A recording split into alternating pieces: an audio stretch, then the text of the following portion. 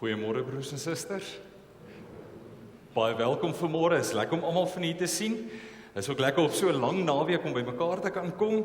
Daar's 'n klomp mense weg en ons bid vir die Here dat hulle veilig sal terugkom en dat almal ook hierdie lekker lang naweek saam met familie, saam kuier, ook baie sal geniet. Broers en susters, die Here groet u vanmôre en hy sê vir u genade en vrede vir julle van God ons Vader, deur die liefde van ons Here Jesus Christus en deur die gemeenskap van die Heilige Gees. Amen. Kom ons begin met 'n wonderlike lied saam vanmôre, lied 190.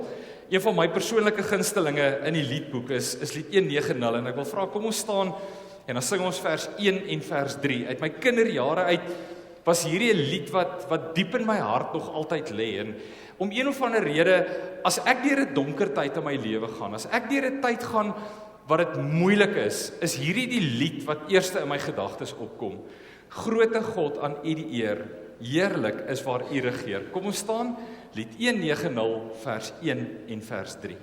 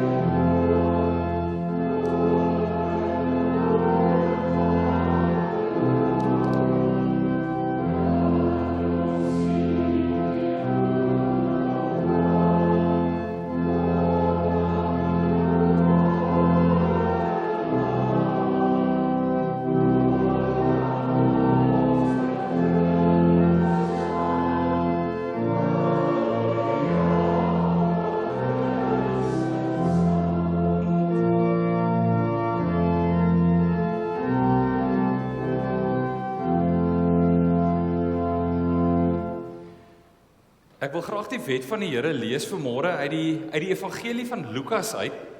Ons skriflesing en ons teksgedeelte later vanoggend kom ook uit Lukas 22. En in Lukas 22 dink ek gebeur iets wat Jesus vir ons vertel in Lukas 10. Selfe skrywer, Jesus is aan die woord in Lukas 10 by die wet. Ons lees daar was 'n wetgeleerde wat aan Jesus 'n strikvraag wou stel. Hy staan toe op en hy vra, meneer, wat moet ek doen om die ewige lewe te verkry? Jesus sê vir hom, wat staan in die wet van Moses geskrywe? Wat lees jy daar? Hy antwoord toe, jy moet die Here jou God lief hê met jou hele hart en met jou hele siel en met al jou krag en met jou hele verstand en jou naaste soos jouself. Jy het reg geantwoord, sê Jesus vir hom, doen dit en jy sal die lewe verkry. Maar die wetgeleerde wou homself handhaaf en hy vra toe vir Jesus, en wie is my naaste? Broers en susters, is op hierdie punt vanmôre waar die aanknopingspunt kom by ons preek vanoggend. Ons tema vanmôre is die mooiste lewe is nie die lewe wat jy self beplan nie. Die mooiste lewe is die lewe waar God se wil geskied. En as ons wil vra hoe lyk dit wanneer God se wil geskied, dan moet ons in die wet van die Here kyk en hier wat Jesus antwoord. Want in die gedeelte wat ons lees in Matteus of Lukas 22, wys Jesus wat dit is om 'n barmhartige Samaritaan te wees. Jesus vertel vir ons die verhaal in Lukas 10 van die barmhartige Samaritaan, maar in Lukas 22 word hy die barmhartige Samaritaan. Jesus antwoord hom en hy sê, toe 'n man eenmal op pad was van Jerusalem af na Jerigo toe, het rowers hom aangeval. Hulle het hom kaal uitgetrek en hom geslaan dat hy half dood bly lê en toe pad gegee. Dit gebeur toe dat daar 'n priester met daardie pad langs kom en toe hy hom sien, gaan hy ver langs verby. Net so het daar ook 'n leviet by die plek gekom en toe hy hom sien, gaan hy ook ver langs verby. Maar 'n Samaritaan wat op reis was, het op hom afgekom en toe hy hom sien, het hy hom innig jammer gekry. Hy het na hom toe gegaan, sy wonde met olie en wyn behandel en hulle verbind. Toe het hy hom op sy rydier gehelp en hom na 'n herberg toe geneem en hom daar verder versorg. Die volgende dag haal hy 2 muntstukke uit en hy gee dit aan die eienaar van die herberg en sê, sorg vir hom. En as hy meer onkoste met hom het, sal ek jou betaal wanneer ek hier langs terugkom. Wie van hierdie 3 is volgens jou die naaste van hom wat onder die rowers verval het? Die wetgeleerde antwoord, die man wat aan hom medelee bewys het. Toe sê Jesus, gaan maak jy ook so. Vra vanmôre vir jou self die vraag af. By wie het jy verbygestap in die week wat verby is? Wie het 'n hand van hulp dalk na jou toe uitgereik? Wie het jy gesien wat swaar gekry het? Ons kyk altyd na die verhaal van die barmhartige Samaritaan, die hero en die held in hierdie verhaal. Maar ons kyk altyd gerieflikheidshalwe die priester en die leviet mis, wat by die een verbyloop wat seer gekry het. En ek wil vra vanmôre in 'n oomblik van stil gebed, vra vir jouself, by wie het ek hierdie week verbygeloop? Wie het ek vir hierdie week as prins misgekyk? Aan wie moet ek 'n barmhartige Samaritaan gaan wees? Ek gee nou 'n paar oomblikke van stil oordeenking.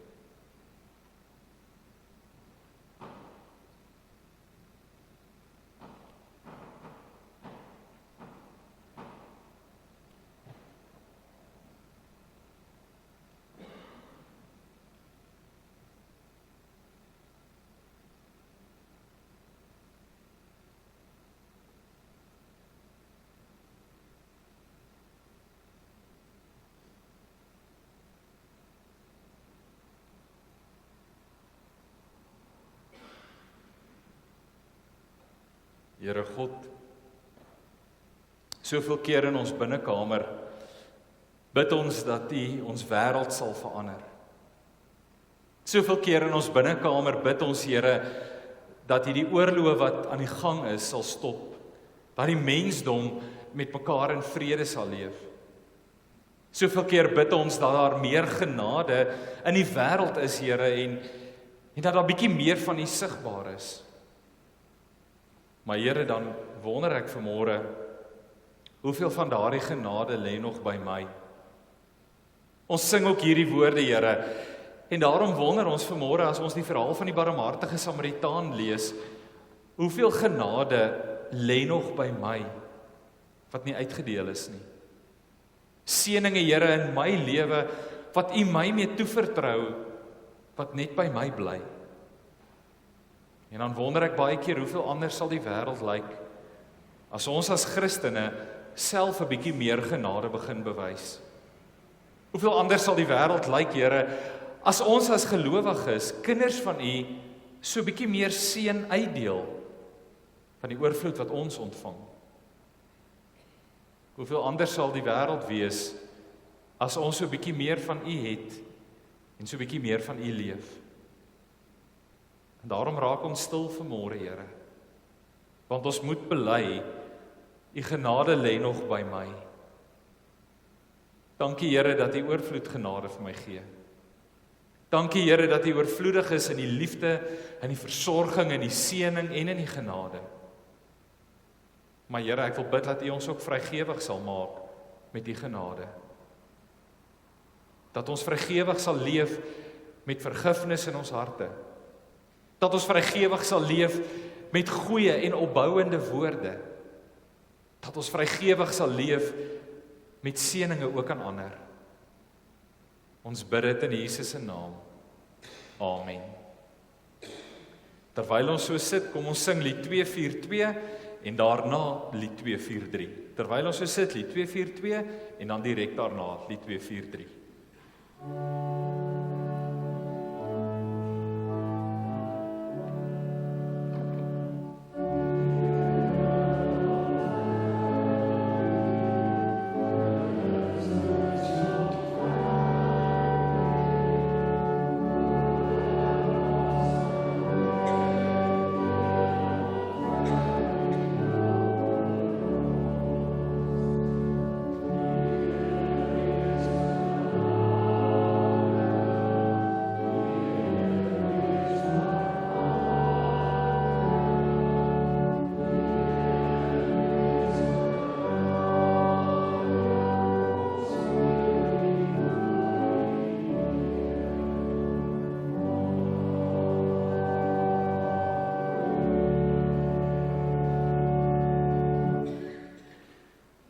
Ons skriflesing vanmôre kom uit Lukas hoofstuk 22 uit, bladsy 115 in my Bybel. En ons gaan saam lees vanaf vers 39, Lukas 22 vanaf vers 39, bladsy 115. En is eintlik 'n gedeelte wat ons dikwels met Goeie Vrydag en Paasfees assosieer. Maar voordat ons saam lees, kom ons bid saam. Ons driemaal heilige God en Hemelvader, Here, dankie dat ons kan stil word vanmôre. Dat ons U woord kan oopmaak. Ja, Here, en ook kan vra dat U ons gees en ons harte sal oopmaak. Heilige Gees, U is by ons en U is in ons. Help ons dat U woord vanmôre op voorbereide grond sal val. Dat ons harte oop sal wees en ontvanklik vir U woord. Dat ons met opgewondenheid vanmôre, Here Jesus Christus, hierdie gedeelte sal lees. Elke keer, Here Jesus, wanneer ons van U lees, dan raak ons asem eintlik min in ons bors van opgewondenheid. Ons harte begin klop, al is dit die ou bekende verhaal. Maar help ons ook vanmôre, Jesus, om die besonder hiervan raak te sien. Wat dit beteken om agter U aan te wandel en te kan bid, laat U wil geskied. Here, U wil is alles in ons lewe. En ek wil vra dat U vanmôre ons harte sal oopmaak, dat U ons gedagtes en ons begeertes sal vrymaak van onsself, Here. Dat as ons hieruit lees en vanmôre saam dink oor hierdie gedeelte, dat U ons sal vrymaak van die eie ek, wat so beheer neem van ons lewens, dat ons net ons eie wil en ons eie begeertes wil vooropstel. Ook wanneer ons bid, Here, vra ons elke keer dit wat ons wil hê. Ek wil vra, kom maak ons vry vanmôre daarvan, sodat ons gebind sal wees, vasgebind sal wees aan die begeerte van U wil, dat dit ons strewe en ons droom sal wees, in ons hele wese. Dit bid ons in Jesus se naam. Amen. Matteus 22 vanaf vers 39 en ons tema is, die mooiste lewe is nie die een wat jy self beplan nie, maar een waar God se wil geskied. Lukas 22 vers 39. Jesus het die stad verlaat en volgens gewoonte Olyfberg toe gegaan en sy disippels het hom gevolg. Toe hy op die plek aankom, sê hy vir hulle, bid dat julle nie in versoeking kom nie. Hy het hom toe van hulle afgesonder, omtrent so ver as 'n mens met 'n klip kan gooi. Daar het hy gekniel en gebid. Vader, as U wil, neem tog hierdie lydingsbeker van my af weg. Laat tog nie my wil nie, maar U wil geskied. Laat nogtans nie my wil nie, maar U wil geskied. Ons skriflesing vanmôre sover. Broers en susters, hoeveel anders sal jou lewe wees as jy in die oggend opstaan en sê, die Here het my gekies vir hierdie. Hoeveel sal jou lewe anders wees as jy in die oggend opstaan en jy is oortuig in jou hart en jy sê, die Here het my gekies vir hierdie. Die Here het my gekies vir hierdie dag. Die Here het my gekies vir hierdie werk. Die Here het my gekies vir hierdie huwelik. Die Here het my gekies vir hierdie situasie. Ongeag die omstandighede wat gelei het tot die situasie waarin jy daar is, of dit positief kan wees of negatief, want nie alles in die lewe is altyd net negatief nie. Dalk is jy op 'n great plek in jou lewe, dalk is jy nie op 'n great plek in jou lewe nie, maar wat daarvan, as jy ongeag van die omstandighede wat jou gebring het, waar jy vandag is, kan sê, die Here weet, die Here het gekies, die Here glo, dat ek die een is. Hoeveel anders sal jou lewe wees, as dit jou uitkyk is? As ons nie net in ons wêreld waarin ons leef vaskyk nie, maar in die groter hand van God begin leef. met 'n groter godsperspektief begin leef, met 'n groter verstaan, besef, geloof en vertroue, dat ek 'n deel van God se radwerk is. Hoeveel anders sal ons lewe wees, as ons lewens uit God se perspektief begin sien, en nie uit ons perspektief nie. As ons begin sien, dat ons lewens, en die plek waar ons is, God se wil is in ons lewe.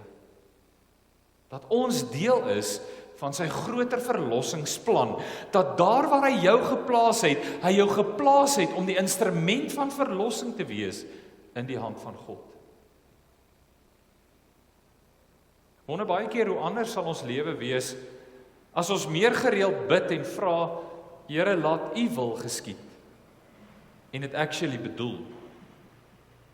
As ons glo en vertrou dat God se wil in ons lewe geskied. Ek dink baie keer in ons koppe leef ons met 'n spanning tussen geloof en ons eie lewe. Ek dink baie keer in ons koppe skep ons hierdie teenstryd tussen dit wat ek begeer en beplan in my lewe en dit wat God se wil is, amper asof die twee teenoor mekaar staan, amper asof die twee in stryd is met mekaar, amper asof God se wil iets is in my lewe wat my gaan hartseer en moedeloos en negatief maak.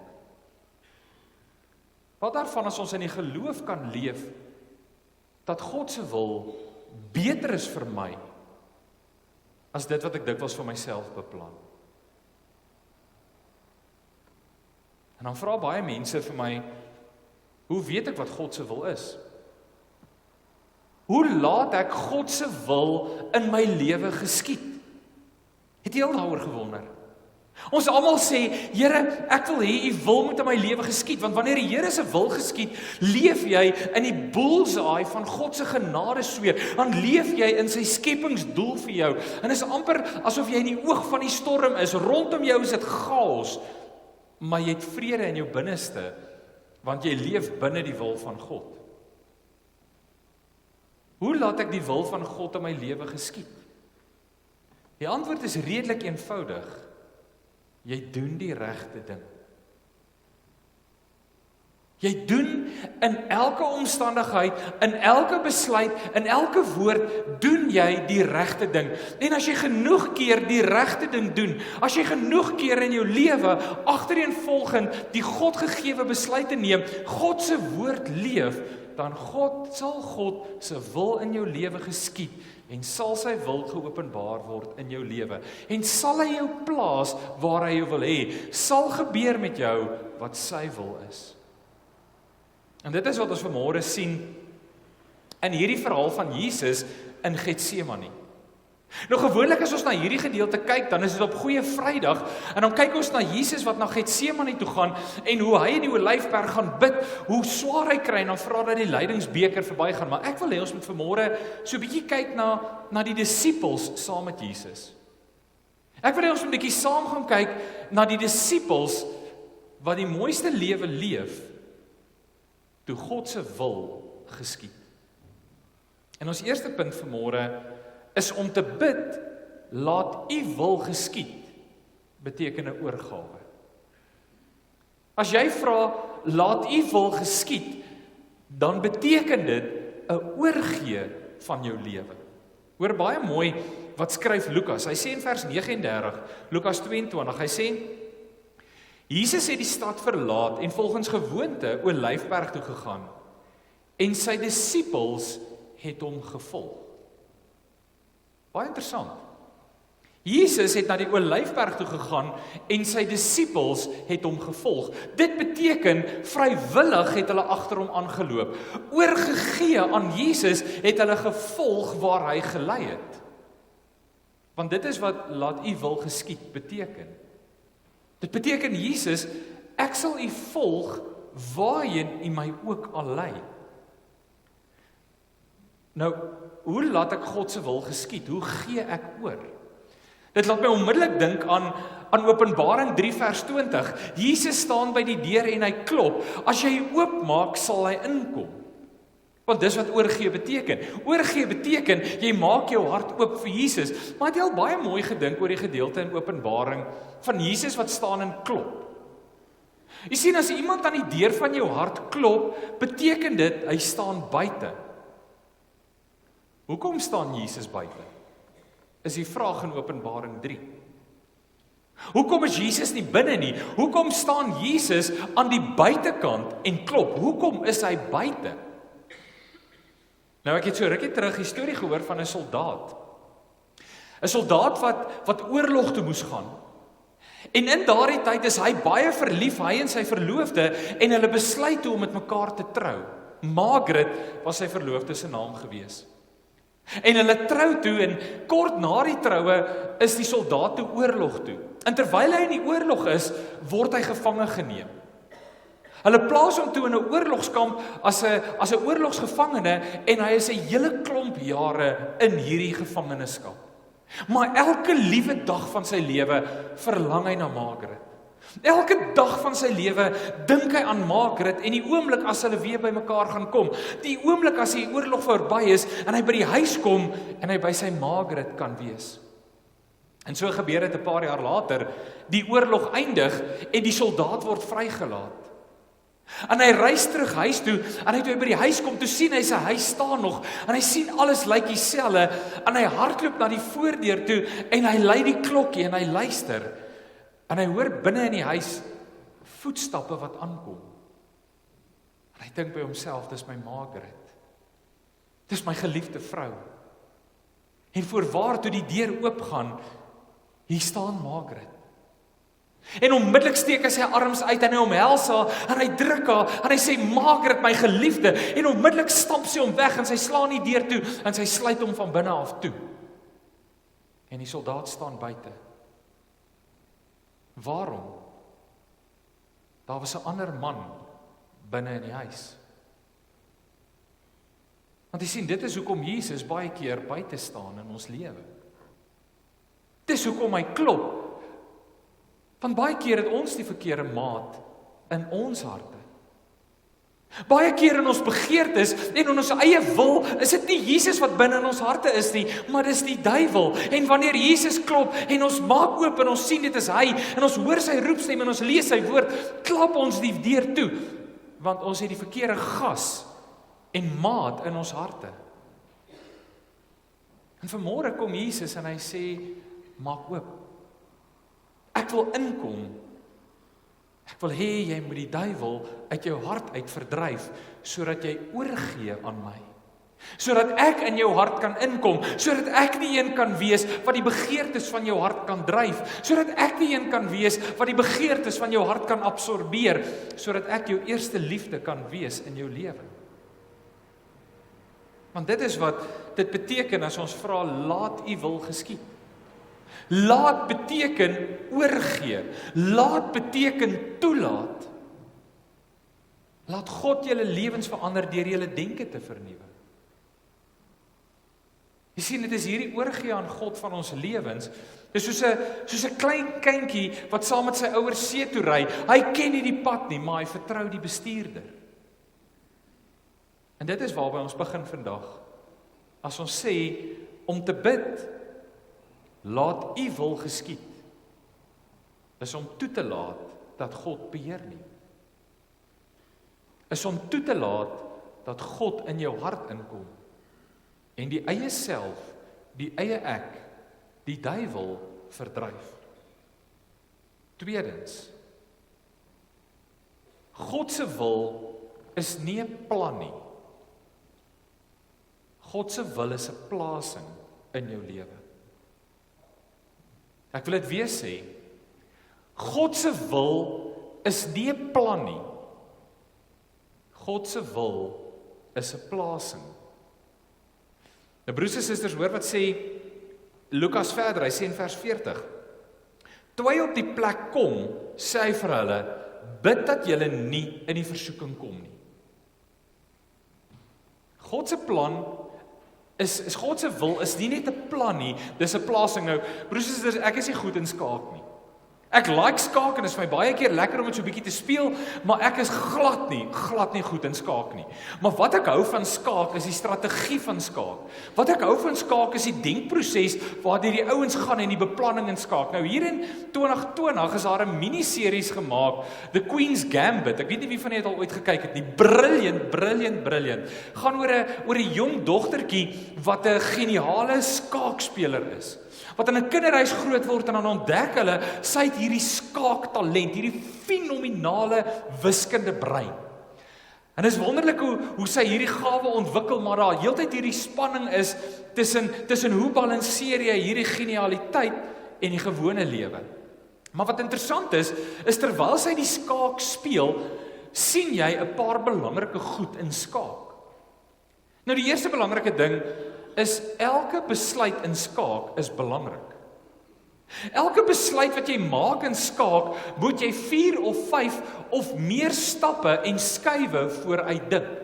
So as jy 'n skuif maak in skaak, gaan dit nie net oor waar kan ek heen skuif nie, jy moet jou opponent se skuwe ook in ag neem, wat sy moontlikhede is of haar moontlikhede, voordat jy jou skuif maak. So elke skuif word baie sorgvuldig beplan. Partykeer in 'n breekdeel van 'n sekonde, maar dit is ongelooflik hoe hulle breine werk. Die tweede ding wat belangrik is, elke skuif is belangrik en maak saak. As jy skaak speel en jy's 'n skaakmeester, kan jy nie net sommer 'n skaakstuk skuif nie. Elke skaakstuk is belangrik. Elke stukkie op die bord, maak nie saak of dit 'n pion is en of die koning of die koningin is nie, elke stukkie op die bord is belangrik. En dan derdens, elke stukkie is 'n skuif, 'n plasing. Die rede waarom ek dink ek sleg is in skaak is, omdat ek dit sien as 'n skuif. Hierdie skaakspelers dink aan amper 'n tipe oorlogssituasie en elke skaakstukkie is 'n plasing wat hulle maak. En net so ook glo ek dat God se wil 'n plasing is van jou. Nou as ons hierdie gedeelte lees, glo ek met my hele hart dat die disippels glad nie in Getsemane wou wees in hierdie stadium nie. Ek is heeltemal oortuig, broers en susters, as dit van die disippels afgehang het, sou hulle nie saam met Jesus Getsemane toe gegaan het nie. Want Getsemane, en ons het 'n paar weke terug vir mekaar gesê, Getsemane beteken oliepars, direk vertaal. Want daar was 'n groot oliepars. Getsemane is in die olyfboord, dis op die olyfberg en daar is baie olywe en daar's 'n groot olyfpars.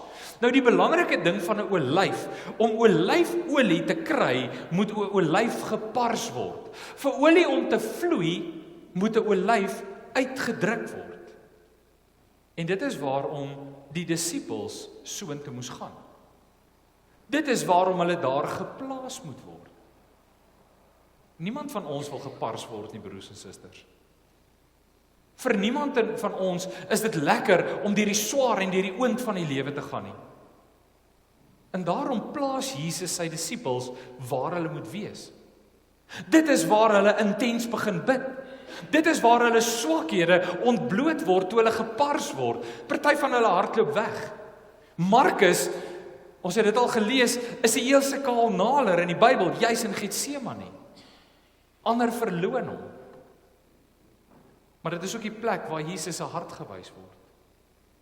Dit is ook die plek waar die disippels geplaas word om Jesus by te staan. Want dit is waar Jesus sê, bid saam met my. Waak saam met my. So die tweede belangrike ding wat jy vanmôre van jou lewe moet verstaan, is God se wil in jou lewe is nie net 'n plan nie. Dis 'n plasing. God het jou geplaas soos 'n skaakstuk waar hy jou wil hê. Die vraag is, waarom wil hy jou daar hê? Ons is dikwels in die lewe daar waar ons dink, "Joh, Here, alles moet op my draai. Hoekom moet ek so swaar kry? Hoekom moet ek nou in hierdie situasie wees? Hoekom moet ek?" As ons hierdie gedeelte lees, dan sien ons, die vraag is, hoekom wil God my daar hê? Waarvoor wil God my gebruik? Vir wie wil God my gebruik? Vir wie moet ek 'n barmhartige Samaritaan wees? Want God plaas sy disippels in Getsemane. Derdens, 'n doel gee betekenis. Jy sien, daar's twee goed in 'n mens se lewe wat geweldig belangrik is om ek dink optimaal te funksioneer. As jy vrede en geluk en betekenis in jou lewe wil hê, is daar twee dinge wat ek dink geweldig belangrik is in jou lewe. Die eerste ene is, elkeen van ons wil weet ons lewe het 'n doel. Elkeen van ons wil weet, ek is hier vir 'n rede, my lewe het 'n doel. Elke ding wat ek doen vandag het 'n betekenis. Niemand van ons wil net opstaan en deur die lewe gaan nie. Ek lees 'n artikel in Netwerk 24, daar's iemand oor see wat nou sy werk 'n dagvaar. Hy praat nie van burn-out nie, hy praat van bore-out. Hy dagvaar sy maatskappy, is 'n real thing. Hy dagvaar sy maatskappy, want hy sê sy werk het so eentonig geword, dat hy nie 'n burn-out het nie, hy het 'n bore-out. Hy is so verveeld, dat hy elke dag net opstaan en dieselfde ding doen, dat hy gebore-out is, en nou soek hy kompensasie en ekstra verlof. Dan het jy die betekenis van jou lewe verloor. Maak nie saak hoe boring jou werk is nie, God het jou geplaas waar jy is. Elkeen van ons soek betekenis in ons lewe. En jou betekenis is, jy is disipel. Dis jou betekenis. Jou doel in die lewe, jou betekenis is, ek is disipel vir Christus. Die res is die kanaal. Maar die tweede ding wat belangrik is in ons lewe, is om te weet en te verstaan en te glo, ek is deel van iets groters. Ek onthou op skool en universiteit, was een van die lekkerste dinge vir my spansport gewees. Individuele sport is great, en dit ontwikkel jou as 'n individu, en dit stel jou eie vaardighede tentoon, maar een van die lekkerste dinge vir my op skool en universiteit, en tot vandag toe nog, is spansport, wanneer jy saam met ander mense is. Want die oomblik wanneer jy in 'n span funksioneer, dan kom jy agter, ek is deel van iets groter as net myself. Ek moet myself gee, sodat ons sinergie binne die span veroorsaak, en 'n groter doel bereik, as wat die individuele dele van die groep kan doen, wanneer ons saamwerk, wanneer ons een liggaam is, wanneer ons een in denke is. En dis wat Jesus doen, met sy disippels in Getsemane. Hy sit hulle deur die oond. Hy bring die doel in hulle uit. Hy bring die betekenis na vore. Hy laat hulle klik en verstaan, jy is nie hier vir jouself nie. As jy 'n Christen is jy deel van 'n spansport. Jy's nie deel van 'n individuele sport nie. Jy's deel van 'n liggaam, jy's deel van die liggaam van Christus. Dit maak jou deel van 'n groter geheel, waar die groter prentjie belangrik is as die individuele lede. En dan word gehoorsaamheid 'n doel. 'n Doel lei tot betekenis. Betekenis lei tot waarde. Waarde lei tot genade en genade lei tot dankbaarheid. Want dis wat die disippels beleef in Getsemane. Dit is hoekom Jesus vir hulle sê, bid dat julle nie in versoeking kom om uitmekaar te spat nie. Bid dat jy nie in versoeking kom, dat dit so oor jouself begin gaan, dat jy nie meer bereid is om te sterf vir die liggaam nie. Nou, aanvanklik spat hierdie disippels uit mekaar uit, maar oor nie te lank nie, kom hulle weer almal by mekaar, en offer selfs hulle lewens op vir hulle geloof. Want gehoorsaamheid aan Christus bring doel in jou lewe.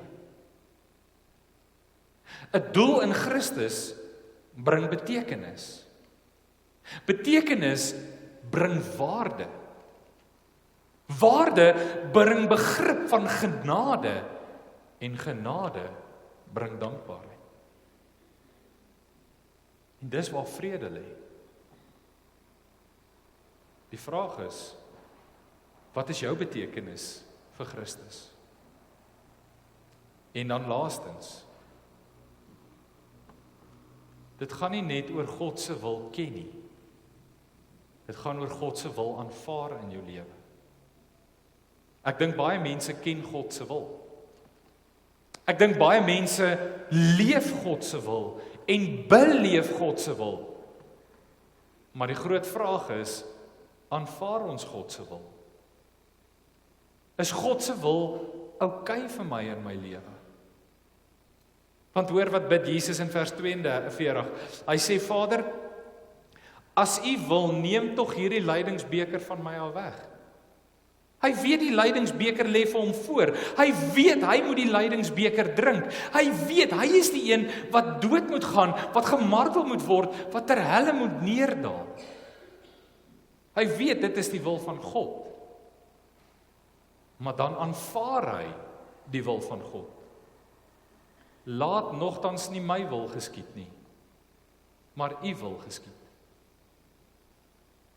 Is jy bereid om die wil van God in jou lewe te aanvaar? Is jy bereid om die wil van God in jou lewe te omarm, om die wil van God te embrace? Want ons wil altyd vra, wat is God se wil vir my lewe? Daar waar jy is jy nou geplaas, broers en susters. Al jou genade, al jou seëninge, al jou frustrasies, al jou kommers, waar jy nou is jy nou geplaas. Die vraag is nie, wat is die wil van God oor 5 of 6 maande of jare in my lewe nie. Die vraag is nie, wat is God se wil nie. Jy is geplaas waar jy nou is. Die beter vraag is ek gehoorsaam aan God waar hy my nou geplaas het? Dis die vraag wanneer ons eintlik moet dink, wanneer ons dink oor die wil van God. Is ek gehoorsaam waar ek is? En dan sluit ek af vanmôre. Hoeveel anders sal jou lewe wees as jy dit môreoggend glo? Hoeveel anders sal jou lewe môreoggend wees as jy opstaan en sê, God het my gekies vir hierdie. God het my geplaas vir hierdie. God het my gekies vir hierdie dag. God het my geplaas vir hierdie dag. God het my gekies vir hierdie werk. God het my geplaas vir hierdie werk. God het my gekies vir hierdie huwelik. God het my geplaas vir hierdie huwelik. God het my gekies vir hierdie situasie. God het my geplaas vir hierdie situasie. Hoeveel anders sal jou lewe wees as jy glo dat jy 'n instrument van God is in sy skepingsplan, in sy genadeplan, in sy verlossingsplan. Want broers en susters, die mooiste lewe is nie die lewe wat jy self beplan nie, maar die een waar God se wil geskied. Amen. Kom ons bid saam. Ons driemaal heilige God en Hemelvader, dis gewaagd, selfs gevaarlik om te bid, laat U wil geskied. Here, as U wil geskied vanmôre in ons lewe, sal ons vrede hê. En daarom vra ons, Here, laat U wil geskied. Help ons om die mooiste lewe moontlik te lewe. Help ons, Here, om die mooiste lewe in die skepping te leef. En daardie mooiste lewe, laat ons verstaan, Here, dit gaan nie oor 'n lewe wat ek self beplan nie. Die mooiste lewe gaan oor 'n lewe waar U wil geskied. En daarom bid ons, laat U wil geskied. Amen. Broers en susters, kom ons sluit af vanmôre met lied 525 vers 1 en vers 3. Vers 1 gaan presies oor dit wat ons vanmôre gelees het en gehoor het. Here, hoe blymoedig en in dank oorvloedig maak U my die hart. As ons die Here raak sien, broers en susters, en ons sien dat die Here ons geplaas het dan is ons harte blymoedig. Dan het ons rede om van dank oorvloedig te wees. Hy sê, U gee ons die seëninge soos 'n milde reën. U vertroos ons in smart. Ja, ons weet ook in ons leed, leef ons onder U genade. Die Here is in beheer. En dan vers 3, sing ons van die genade en die liefde van ons Here Jesus Christus, wat altyd ons sal vashou. Kom ons sluit af lied 525, vers 1 en vers 3.